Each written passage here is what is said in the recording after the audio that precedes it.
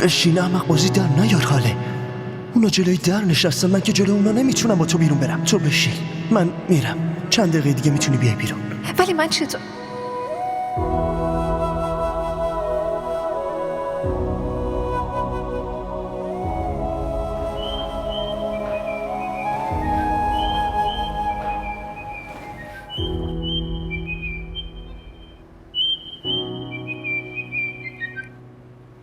حالا کجایی؟ چرا تلفنتو جواب نمیدی؟ من خیلی نگرانت شدم. چرا؟ یعنی چی چرا؟ تو که به سلامت خونه رسیدی نه؟